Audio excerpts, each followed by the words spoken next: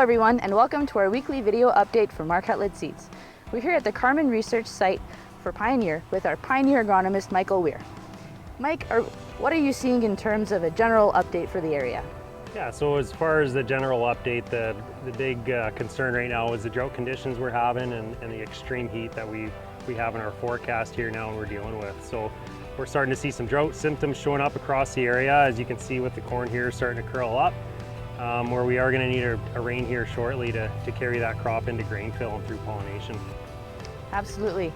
We're also wondering if there are some watch-outs at this time of year in corn and soybeans.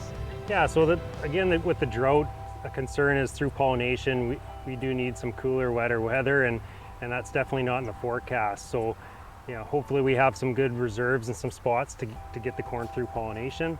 As far as insects, it's a good time to start scouting for corn borer. Generally, it matches up fairly close and tight with tassel pop and corn. So if you're growing any Roundup, strictly Roundup ready varieties or hybrids, make sure you're out there scouting for corn borer. And then in soybeans, we've heard some rumblings of some soybean cyst nematode being identified. So in a droughtier scenario, generally those pockets show up a bit more as a cyst nematode will attack a root system on a soybean plant. Soybean variety selection, we do have 3 products within our lineup from a 001 to a late 00 maturity with cyst genetics built into it to protect you against that pest. Excellent, thanks. So another question that we've been getting here recently with the drought stress is as far as the capability or the potential for the plant height of that corn crop. In this case here, we can see a drought stress plant. We're in midday here, leaves are curling up, trying to conserve moisture. But as you start looking at this plant, folding back leaves and pinching the top of it, we can't feel a tassel pushing quite yet. So in this case, if this plant continues to battle through the stress, conserve moisture and continue to push out new leaves, this plant hasn't reached its maximum height until you start to feel that tassel. And then again, once you see that tassel start to emerge and shed pollen. At that point, you're fairly close to maximum height.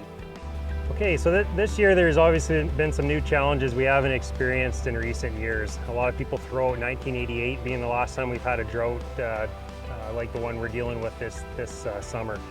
And with that, there's a lot of new questions that come up, some challenges that we're dealing with, whether it's from fertility, crop development, herbicide programs.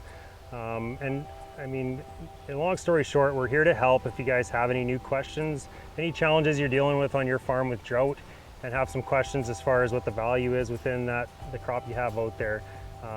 Feel free to ask us. We're here to help. We'll do our best to get you an answer. Yeah, and speaking of help, we are very excited to launch our first crop tours in almost 2 years next week, Thursday and Friday, both at 9 a.m. with locations to be determined. We're very excited to connect with you and answer some of those hard questions. We're glad as a team to be there. And so thanks, Mike, for today and everything. Have a great weekend. Thanks for watching. Yeah, take care.